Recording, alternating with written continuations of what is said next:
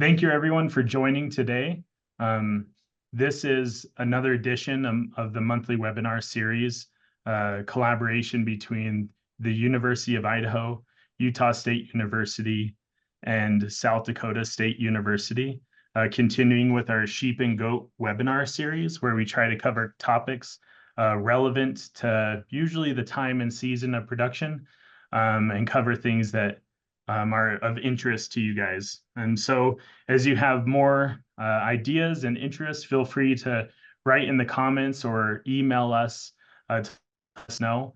Today I will be hosting. I'm Dr. Chad Page from the Utah State University.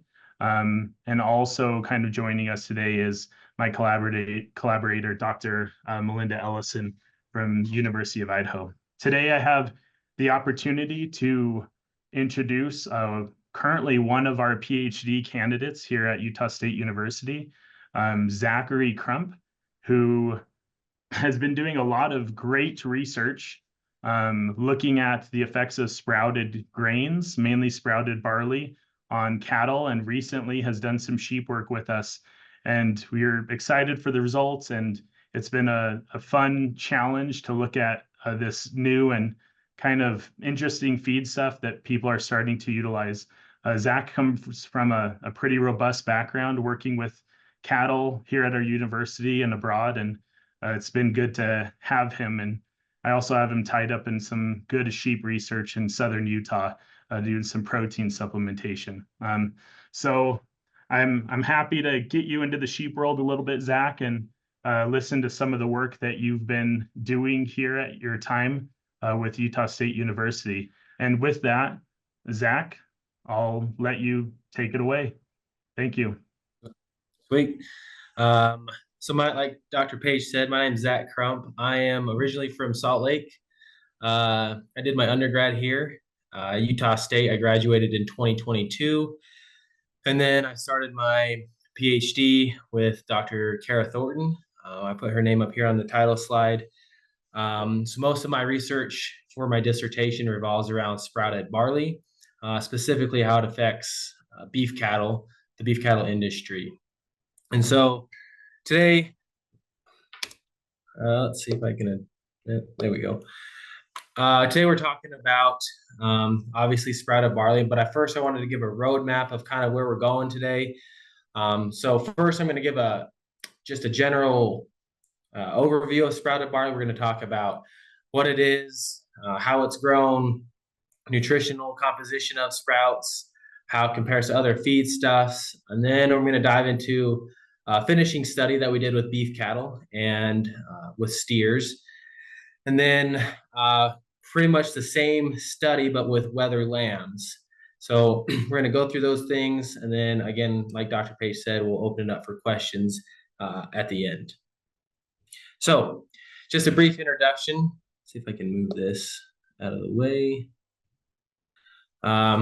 We know that by the year 2050, roughly, we're going to reach a population of 9 to 10 billion people. With this increase of population, we're going to have an increase in demand for food for these people.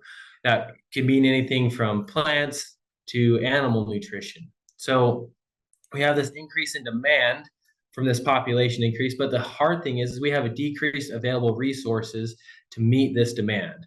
So we have decreased land, we have decreased water, we have decreased labor force, we have all these things that are kind of working against us to meet this demand. Like one of the things I mentioned was land. Due to rapid urbanization and other things, we have lost a lot of farmland. The USDA report said that between 2020 and 2021, we lost roughly 1.3 million acres of farmland. It's really hard to produce feed to animals, but also to people when we have decreased land. We all know someone that sold the family farm and now they got houses out on their field. And this is something that we are continually seeing. We have to meet the demand for housing for all this increase in population, but it's hard to do that and meet the feed demand for these people as well when we have less land. One of those other things I mentioned was water, especially here in the Western United States. We have a big issue with the amount of water. We know that the Colorado River Basin is almost all but running dry. Research shows that we've had a drought we've had 40, we've been in a drought 40% of the time between 2000 and 2019, with a historically bad drought happening within that period. Water is a hot commodity here in the West, and we need to do all that we can to help conserve that water. But also, again, meeting this increase in demand, it makes that difficult. So one of the ways we can remedy that is through crop intensification. Crop intensification, in short, is increasing our inputs to be able to increase our outputs. So we can increase our inputs by increasing fertilizers or pesticides, or herbicides. We can increase technology, and we can pressurize our irrigation systems by using pivots or wheel lines instead of just traditional flood irrigation. Like I said, one of those things that we can utilize is technology. Farmers have been utilizing GPSs in their tractors to increase crop yields for the last 10 years or so. And another piece of technology that we can utilize is controlled environment systems. Controlled environment systems are, you can imagine, shipping container size box that inside we can grow sprouted grains. So we can grow sprout barley seed or wheat seed or anything else of that cereal grain nature we can sprout. So in my specific research, we sprouted barley. And so this here is a picture of the system that we have out at the Utah State South Farm.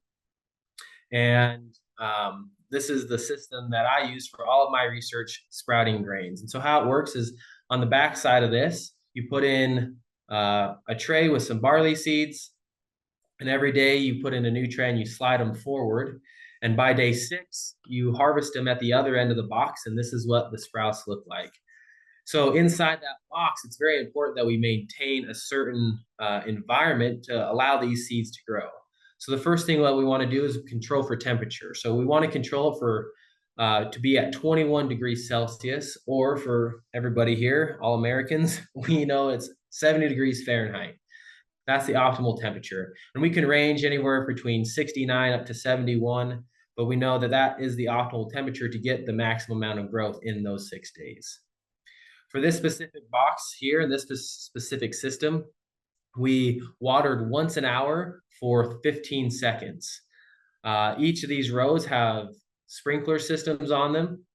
And so there's about 3 or 4 sprinklers on each of these rows. They turn on for 15 seconds and turn off. We used about 150 gallons of water a day for this specific system. And then we also had lights on the end of the box, at this harvest end of the box, to be able to induce chlorophyll activations, which turns these seeds green, these sprouts green, makes them look good. And to compare this sprouted barley to other feedstuffs, I have this little table here. So we have alfalfa, barley grain, which is a rolled barley, and also corn silage. And we can stack those up against this sprouted barley and see how it does.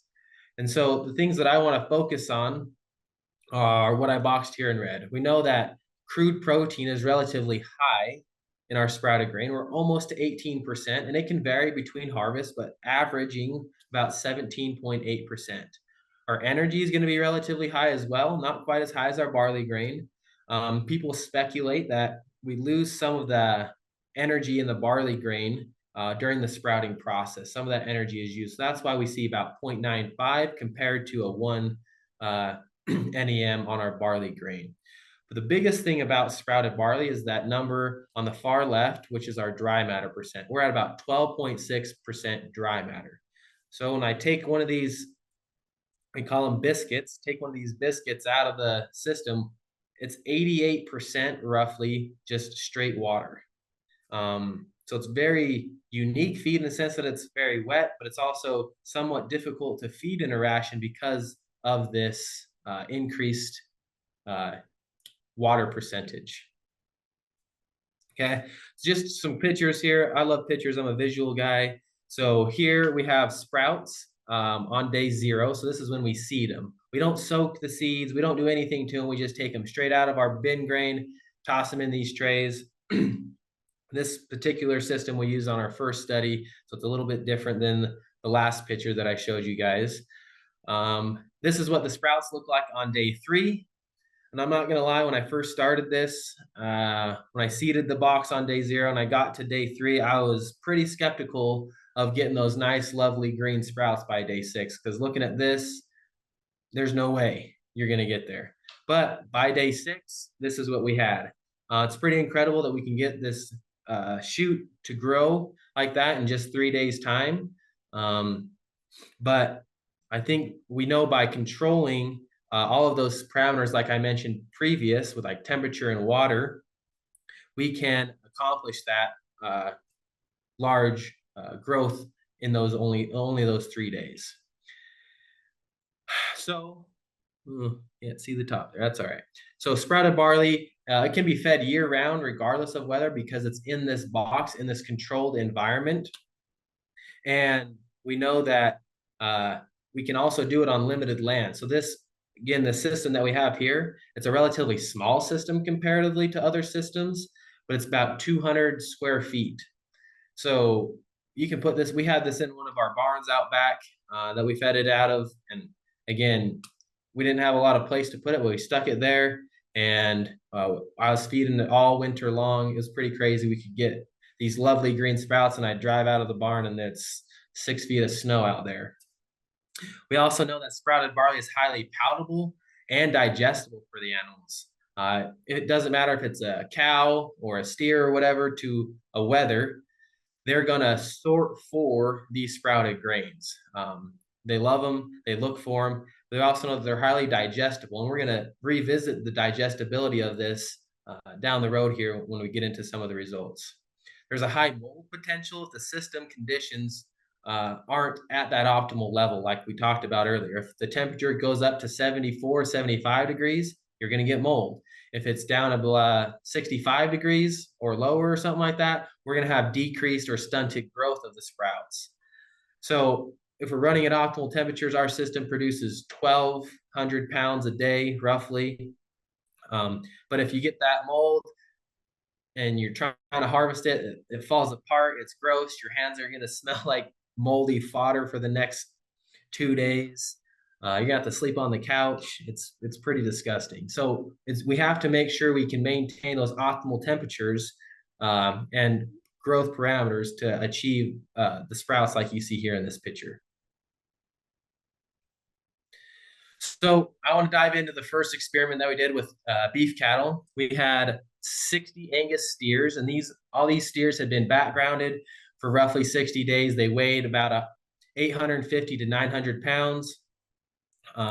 We put them in our Grow Safe systems or Vitelli systems, and we fed them 2 different rations. One ration was just a traditional ration for the region.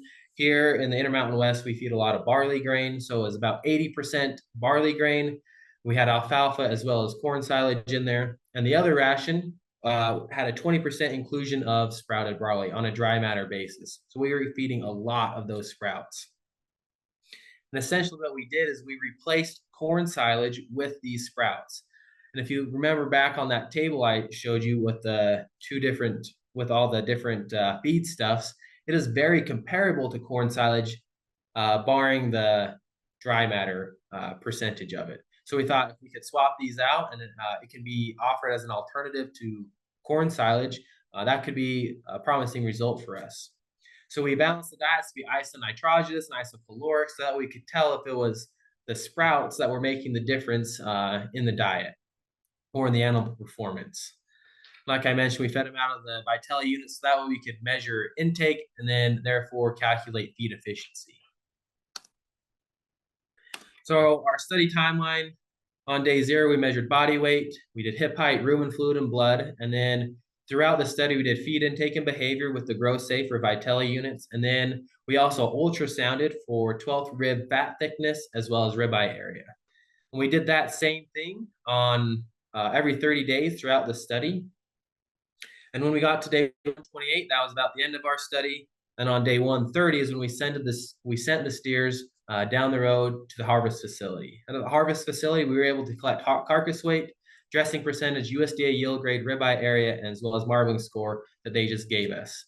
The liver score, what we did is we had 2 clinical veterinarians there, and as the animals came through on the off-fall table, they assessed each liver and were able to give it a score based off the Elanco liver check system. So we wanted to see if the sprouts had any impact on liver abscesses. So getting into some of the results, I'll start in the top left with body weight. We have days across the bottom and then weight up the y-axis. And as you can tell here, we don't have any difference. We can't even see our standard error bars because the groupings were so tight, and we see no difference between diets. Moving over to the right on graph B, we have dry matter intake. Again, days across the bottom and then dry matter intake in kilograms up the y-axis. And we can tell here that our sprouted barley group consumed less dry matter comparatively to our control. This is very interesting because if you look at the data that we got back from the Vitelli units, it was on an as-fed basis. So what they straight ate out of the bunk, they ate substantially more. But when we did ration analysis and we converted it over to dry matter, these steers on the sprout diet ate significantly less on a dry matter basis. Moving down to graph C is our average daily gain. Again, days on the bottom and the kilograms of gain on the y-axis. No difference here. But the big thing that I want to highlight is our gain to feed ratio, which is our last graph. This ratio is calculated on body weight gain as well as dry matter intake. So since we had no difference in body weight gain, we would think, okay, maybe the gain to feed would be the same, but this difference that we see in our gain to feed is driven by our dry matter intake. Because our sprouted cattle ate significantly less, we have increased gain to feed. As you can tell with our p-values here, as well as just the graph in general, our sprouts had increased gain to feed. So moving on to some of the carcass data. Like I said, we ultrasounded these cattle, and for the ribeye area, we didn't have a statistical difference, but we did have a tendency for our control to have an increased ribeye area. But again, those groupings are pretty tight, so we didn't see a big difference, especially in the payout from the harvest facility. The 12th rib fat thickness, again, is a tendency, but we do see that sprouts had an increased fat deposition at the 12th rib. This is important, especially for the next slide. So keep that in mind as we come here to more carcass data that we received. So we had HCW, or hot carcass weight, the liver score that we assessed, dressing percentage, USDA yield grade, ribeye area, and marbling score. And in all of these, we saw no statistical difference besides one thing, which was our USDA yield grade.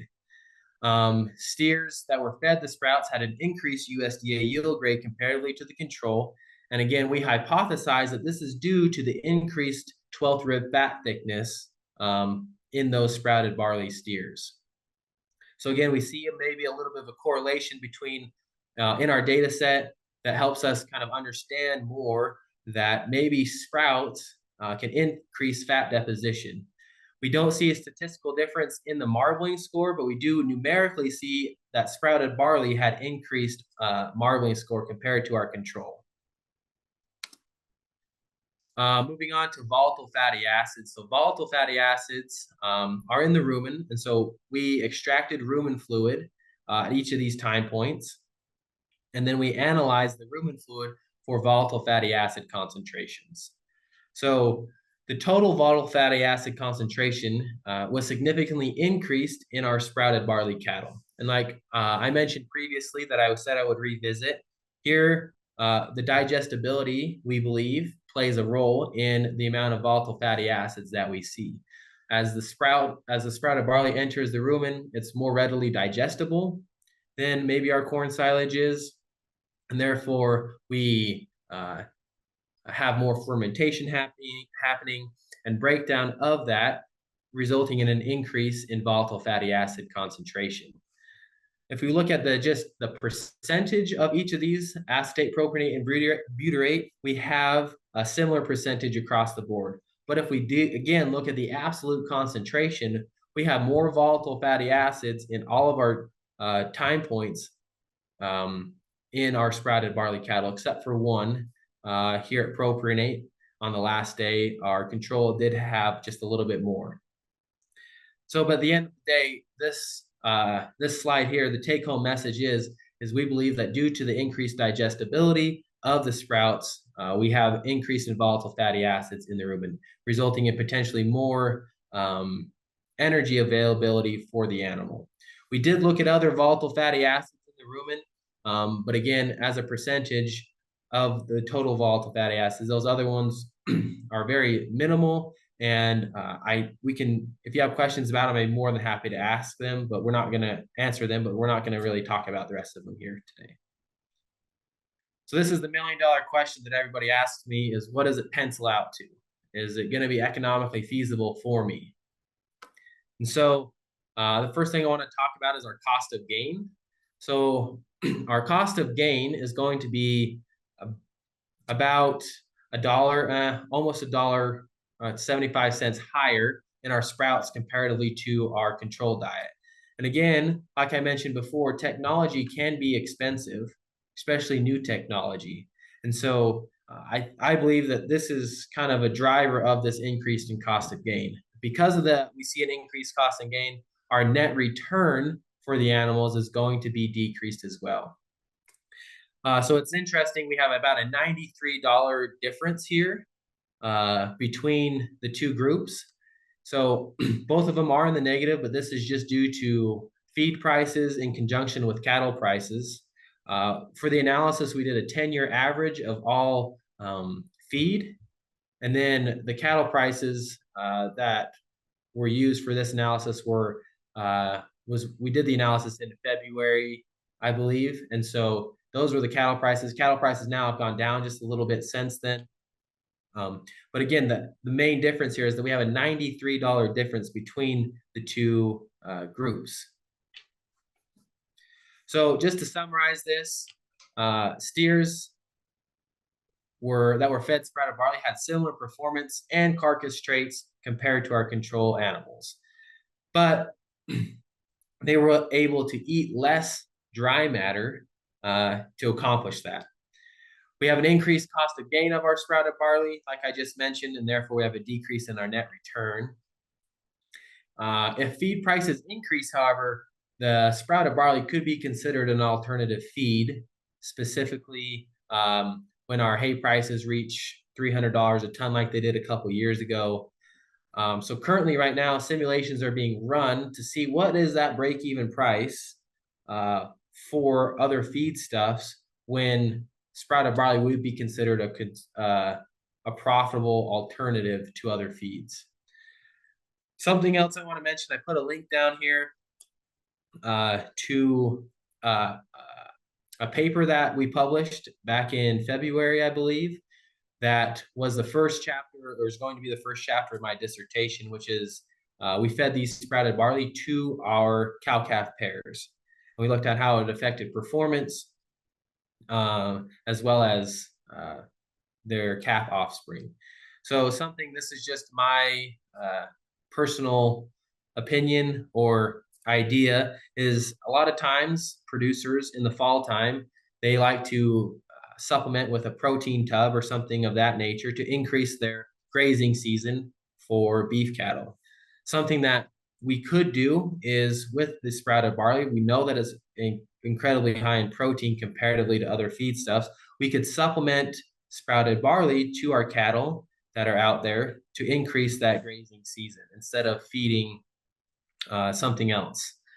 So logistically, it might not make sense for every operation, but it's something that I personally would think would be interesting to look at. So anyway, there's that paper there if you're interested in looking at it. And then we're going to go talk about the sheep now. So the sheep, again, a very similar study to the cattle. We had 80 Wether lambs, but we split them up into 4 different diet groups based off of weight. So the first one was our control. Then we had a 10, 20, and 30% inclusion of the sprouted barley. And so how this worked is we replaced some of the alfalfa as well as the barley grain that was present in the diet, and I think also and also soybean meal with these sprouted barley. So the higher the percentage of sprouted barley, the less rolled barley, alfalfa, and soybean meal we had in the diet. So we're trying to replace some of those other feedstuffs with the sprouted barley to see if we could see a difference. Again, the diets were balanced to be isonitrogenous as well as isocaloric. We fed these diets the last 69 days of finishing, and then they were all commercially harvested. So what did we measure? The first things that we measured was weight, pH. We did that by pH of the rumen. We did that by extracting rumen fluid from the animal. And then we fed them out of our grow safe systems again to be able to track intake and our feeding behavior. And therefore, we were able to calculate our gain to feed. At harvest, we were able to collect all of our carcass data that we'll get into a little bit later, and then our statistics we ran using the Procmix procedure of SAS. So this picture here, as you can tell, we had to do some modification to our bunk spaces, that were for our cattle. So we had to do some modifications there. And we also, as you can tell in this picture, we fed a TMR ration. A TMR for sheep is extremely difficult to do, as they are very good at sorting through the ration and finding what they're looking for. And therefore, we had a lot of leftover stemmy alfalfa and things like that that were just left in the bunk. So it's very hard to manage the bunk because, like I mentioned before, the sprouted barley is a very palatable feed to the animal. And so they're going to look for it. And again, even the cattle did, but the sheep even more so sorted and selected for those sprouted grains. So to try and remedy that, we actually put all of the fodder biscuits through a wood chipper to help make the ration a little bit more even throughout. But again, they were still able to pick through it. So for me, I had to feed the animals twice a day, every day, to be able to manage that bunk properly. So that way, when all the animals had what am I trying to say here? All the animals had the same access to the feed throughout the day, because we had those big bullies that would come in and eat all of the sprouts because that's what they'd want. And then the little guy at the back end would come in and there'd be nothing left. So we had to manage it in a way that everybody was able to have all they could eat of those sprouts. So getting into the performance, again, we see similar things to our sprouted barley in our steers. We have decreased dry matter intake comparatively to our control. We can see at the beginning they had significantly less, and as the time went on, they kind of caught up to our control. But at the end, we do see a statistical difference that diet did impact dry matter intake as well as day. Looking at average daily gain, we can tell that 10 and 20% were just a little bit increased compared to the other ones. But again, statistically speaking, we saw no difference in these in our average daily gain data. Continue on with some performance. We look at that gain to feed ratio. Our 10% animals had, again, numerically increased gain to feed, but again, our p-value is only 0.17, so we can't confidently say that there is a difference at the 10% inclusion level. I put this graph in here with the pH on it because, like I mentioned, it's highly palatable, but also digestible. And so we wanted to measure pH of the rumen to determine acidosis, because we were a little bit concerned that we would see acidosis because of the high fermentation and digestibility of these sprouts. But again, we saw no difference, which was very encouraging to us, because we know that, hey, we still can feed these feedstuffs without concerns of acidosis in the animals. The last thing I want to talk about is weight gain. We saw no difference here, which is great. Again, meaning that we can feed the sprouts and see no difference in weight gain. And that also correlates into the next thing I wanted to touch on, which is our carcass characteristics. So at harvest, we took all the lambs down to California where they were harvested. We were able to go and see the process happen, which was really interesting comparatively to a beef cattle operation. I've never been to a sheep harvest facility, so it was really cool to see how it was done. But I put this table up here, and I put it up here not so that way you could dissect and look at every single one, but I wanted to put it up here to say, hey, look, we measured all of these things in the animal, but we saw no difference in any of these specific traits. So all those things that we got back from the harvest facility, we also looked at flank streaking and as well as loin eye depth in all of these. And again, no difference in carcass characteristics. So just going back a little bit, we saw no difference in animal performance. We saw no difference in carcass characteristics, but they do eat a little less dry matter. So going forward with that, we get into the economics portion. Again, similar to our beef cattle. So I have this table up here, and there's 3 different production systems. We have a small, a medium, and a large. The small production system is the one that we used for this study. It produces about 1,200 pounds a day. The next one is a medium production system, which is a shipping container size that roughly does about 2,000 to 3,000 pounds a day. And then we have a large production system, which can be seen here in this picture.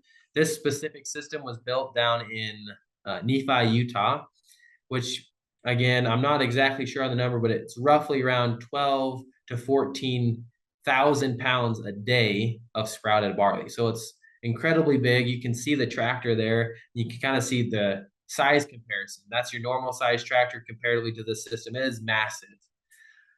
So we looked at these 3 different types of systems. And if you look at our cost of gain, we have our sprouts coming in at 10% being a little bit less than our other ones. And therefore, we see a difference in our net return. So at the 10% inclusion rate of sprouted barley, we have the highest net return at about $27 in each of these systems. Again, that is driven by that cost of gain and our total feed costs. And the 20 and 30% inclusions kind of fell off a little bit,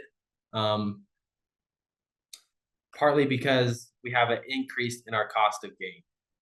So it doesn't really matter what production size you have, whether it be small, medium, or large.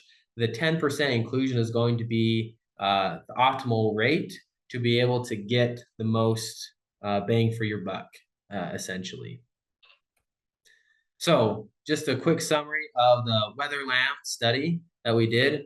The results we found indicate that including sprouted barley into the diets of our Wether lambs can have positive impacts on production by decreasing our dry matter intake. Again, on a as-fed basis, they did eat more, but on a dry matter intake basis, they ate less, increasing our gain to feed.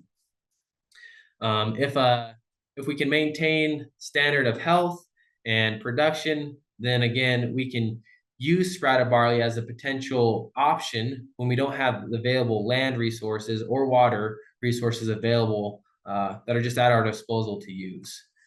Michael, I just talked about that 10% is going to be the ideal maximum inclusion rate to increase and get the maximum net return for each of these Wether lambs. So what's the verdict with sprouted grains? I'm going to talk a little bit here. Some of this is my opinion. Some of it's backed up by some research. A lot of it's my opinion based off what I've seen in feeding these animals. I've done 4 different feeding studies with these sprouted grains, but the first one I put up here is it's expensive technology. It's new, and therefore it is expensive. Like I mentioned at the very beginning, GPSs and tractors were very new technology and very expensive, but now they're not quite as expensive and they're more mainstream. And I definitely believe sprouted grains have their place in a production agricultural system. But right now the technology is very expensive, and so it sometimes is difficult to implement into a system. The nice thing is there's lots of ways that can be utilized to help pay for these things. I think it was last year or the year before that, there was a legislation that was passed in the state of Utah, at least, that enabled farmers to get a low interest loan to be able to purchase one of these systems. I think the interest rate was about 0.99%. And so that just helps farmers, enable them to implement this technology at a low interest rate. Like I mentioned too, it's a wet feed. It's very tricky to manage in the feed bunk, but also to balance in a ration. I think our beef cattle ration, we were coming in at about 36 to 40% dry matter. So it was really wet. And the same thing with the Wether lambs. It's really wet. It's hard to balance in a ration. Managing that bunk space to help keep mold out, but be able to have feed available for the animal all the time is a little bit tricky.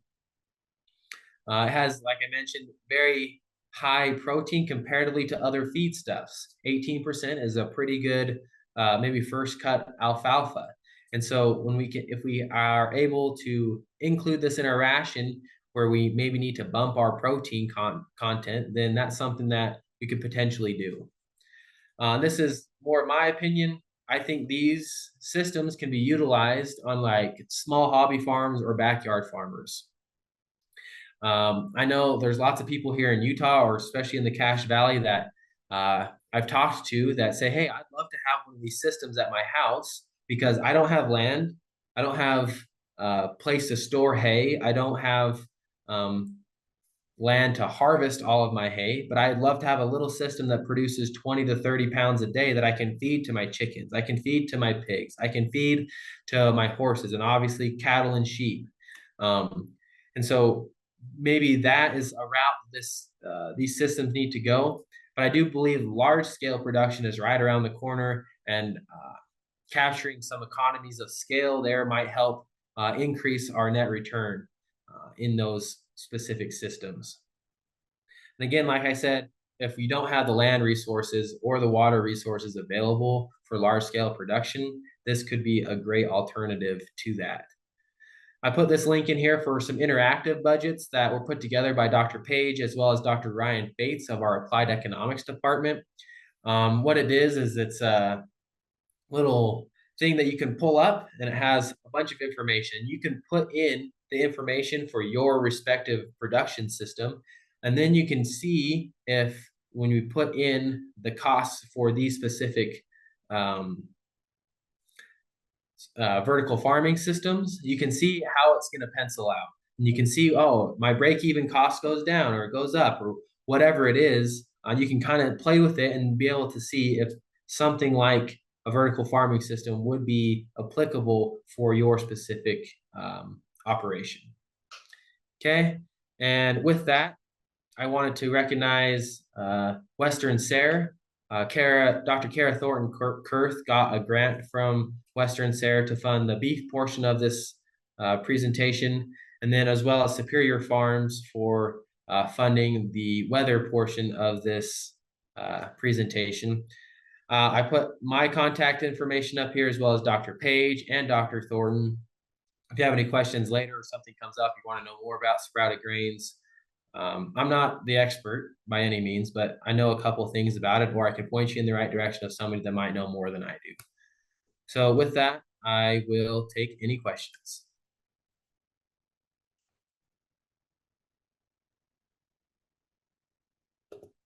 Thank you, Zach. Great job. Pretty interesting. I mean, to look back at some of your findings between the net return between the beef study and the sheep study, and how, I mean, possibly, I mean, do you think it's purely the volume that they have to consume out of these systems that may be the difference in net return per animal, or? Yeah, I definitely think so.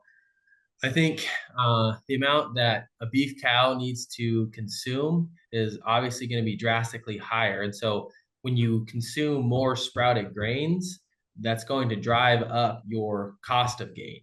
And so if we can find the optimal level, and I think we did at about that 10% inclusion rate, if we can find the optimal level of inclusion of those sprouted grains where we hit that happy medium and are able to capture the economic benefit of feeding the sprouted grains, that's kind of what we're looking at, or what we hope to see.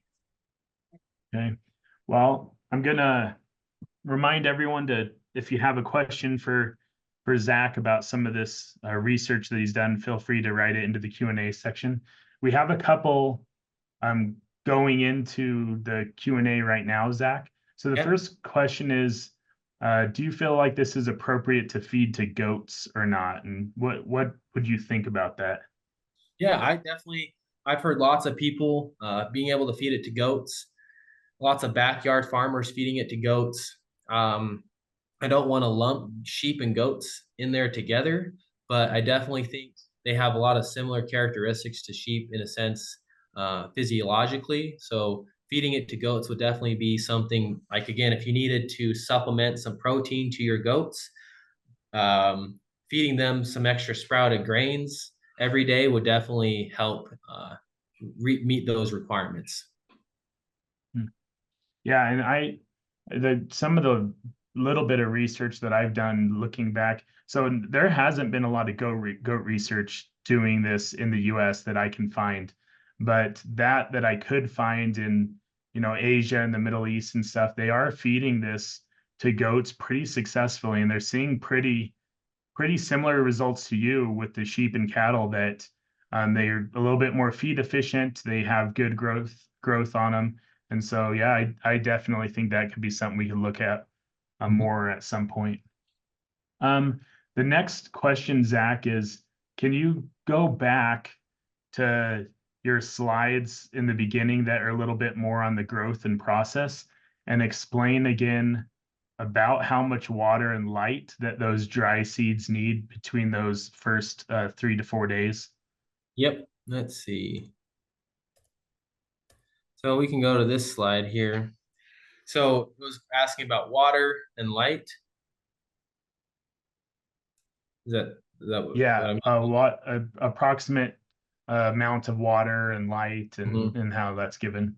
Yeah. So the water, again, we watered once an hour for 15 seconds. We did have a water meter on this, and we used roughly about 150 gallons a day.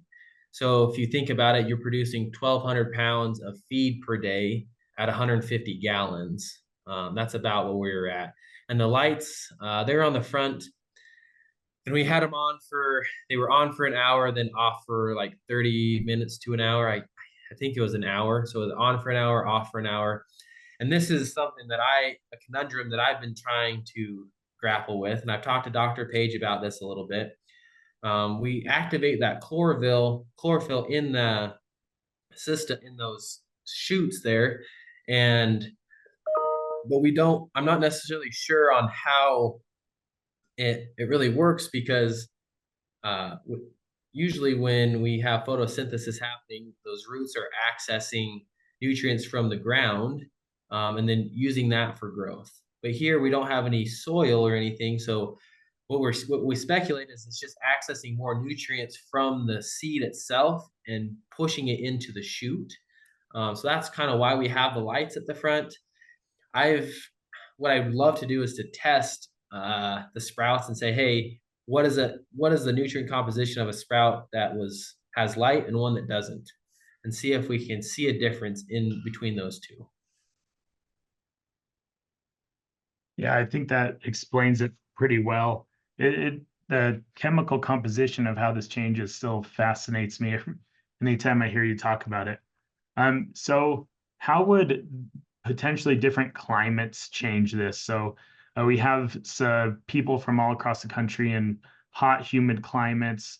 Does this technology have issues in those places versus our more temperate, colder climate? I know that we've had people that have some issues of it freezing also, right? Mm-hmm. So it kind of depends on the system that you have. So there's one of the systems we had to use a heated hose, and because it was outside, so we had a heated hose running to it, and it worked just fine. I'd imagine if it gets colder than, down in the negatives, you're going to have some issues with the box freezing, depending on, again, what type of system that you have. When it gets real hot, one thing that's really people sometimes miss is the electricity that we use to cool the box. Because on top of these boxes, it's pretty much like an RV um, air conditioner mounted on top, and Is those is things that suck. it in the picture you can see there? Yeah, Yep, right there in the picture. You can see it there. So those things, that's our heating and cooling. But when it gets really hot, those boxes heat up obviously really quick. And as well as the cellular respiration happening from the plants itself, you have a generation of heat as well. So trying to keep it cool at 70 degrees, you're going to use a lot of electricity trying to cool that box down. And so it depends on if you're in a hot, humid climate, you're going to use a lot of electricity. And same thing if you're in a really cold environment, you're going to use a lot of electricity trying to heat that box up so you can have uh, good growth, essentially. Yeah. Um, so one of the other questions you got, what is the approximate cost of a quote unquote small system for growing sprouted grains? Did you capture that cost in your total cost? And how might that depreciate over time? Are there maintenance costs associated with that? I think that's a pretty good question. Yes. So I think I got it here at the end of my slides. When they ran the economic analysis, they did this. That's the diets right here. So the cost of the system itself for the small system, we're looking at about 30,000, the medium 25, and the large system about 800. So this is a breakdown of kind of what the useful life is, what the salvage value, depreciation, yearly depreciation, all of that. So this table here went into the cost and the economics behind the both economic analysis of the beef as well as the sheep portion. Again, anecdotally speaking, the system we had, it wasn't perfect. It was a little bit older. And if you can maintain a perfect temperature, you're doing really good. But things always would break. The technology again was a little finicky sometimes. I mean, as a grad student, you learn lots of things about. I'm learning about cattle and sheep and whatnot. But I'm also became a plumber. I became a electrician. I became a mechanic. I became all of those things trying to keep these boxes running a little bit. So that is definitely a challenge that sometimes I ran into with these systems. And here is where you put in your expense of how much money of seed each system took per day. So you Right. can kind of see that in there, which would go back into your overall all feed costs, Yes, sir. right? Yes, sir. We have another question on, can this be uh, fed to brood ewes, which your your replacement ewes, your breeding ewes, Mhm. those that are going to give you offspring. What do you think if you were to expound on that? Yeah, I would definitely say you could. In uh, It depends on what you're going to feed them with it. If you're feeding them, I'm not really sure what the nutritional requirements for brood ewes are, but if you're feeding an alfalfa that has 14% protein and the requirement's only 10 for them or 12, then I definitely wouldn't feed it to them. But if the requirement for the animal, what the brood ewe is going to be 18 and you're only feeding 14, add the sprouted barley in to be able to reach that 18% that you're looking for in the ration. Again, something though that you always have to take into account is the mold issue. I know when we started the Wether study, Dr. Page was a little bit worried about listeria issues with the mold. And so, especially those animals that are maybe a little bit more susceptible or more vulnerable to that, we have to be considerate and uh, account for that when we go feed and also when we grow our sprouts. Yeah, and I was really interested to see that this fodder, the sprouted grains that we're growing, does not mold the same way that a silage does. Hmm. And that sometimes that silage will spoil real fast. And with our small ruminants being so susceptible, I had some concerns, but I mean, it can be left a much longer time without seemingly having mold issues. It seemed like the mold issues occurred more in the growth process than they did after feeding. Yeah, I So, would agree. um, I wanted to expound on that brood ewe topic just a second because I think that's one of my greatest interests moving forward. And I've talked with you a little bit, Zach, about this, and that growing out our lambs is a big part of our operation to make money, but all those other things that really are making us money on our operation, like conception and pregnancy rate, what lambing and kidding rate are we getting, reducing, instances of pregnancy toxemia. I would love to see start doing different stages of production, gestation, at breed, flushing effect, looking at how it affects pregnancy toxemia on our ewes that are having a lot of lambs. And so I think that's maybe the next steps with this research now that we've shown that these systems can be profitable with a ewe flock. And I think there's a lot of advantages that can come with that. And so I haven't seen any of that research yet. And if some is happening, it hasn't quite been published, but I think that's the next step forward Yeah. as far as our breeding ewes. So I mean, that's very similar to what we did in the beef. We wanted to look at all the different sectors, and we did the finishing wethers, but again, looking at all the other sectors of the lamb industry or the sheep industry would be awesome to see how to fix them. yeah, or the goat question that we had earlier of doing Yeah. more of this with goats, with the popularity of goats growing. Yep. Um, so we had some compliments of a couple people have complimented on what a good job, some great research that you've done here. Thank you. And then you had one last question about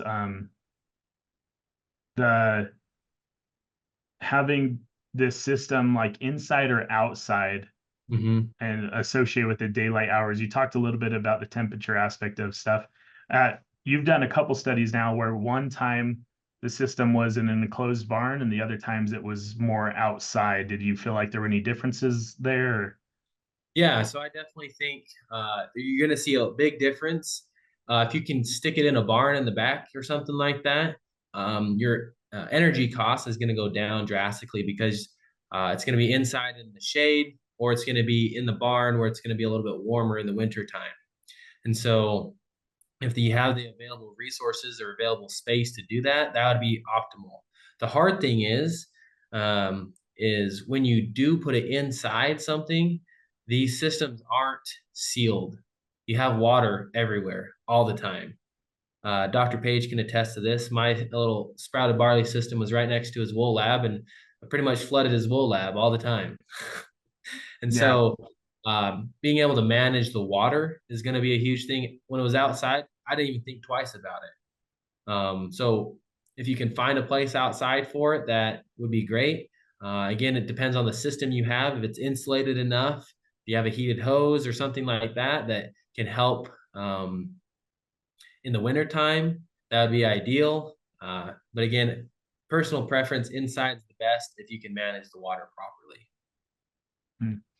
Yeah, I think it'd be really interesting to continue to look at this more, especially for our sheep and goat producers in areas where they don't run on pasture and run in confinement, and maybe they have pasture, but they don't want to put them out there because of parasites or some other aspect. This offers a good forage alternative. And so I I don't know. I think you have to use a budget enterprise to figure out if this system works best for you on your operation, but it looks like there's high hope in the sheep and goat worlds to utilize these kinds of systems. And so thank you for the research that you've done, Zach.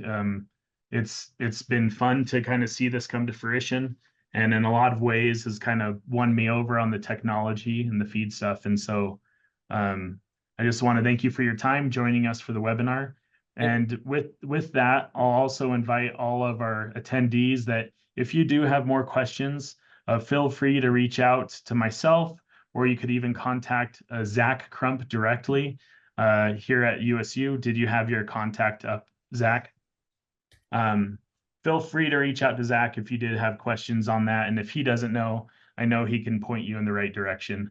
And so with that, look forward to this video being posted on the University of Idaho YouTube page, and we look forward to seeing you again next month with our sheep and goat webinar.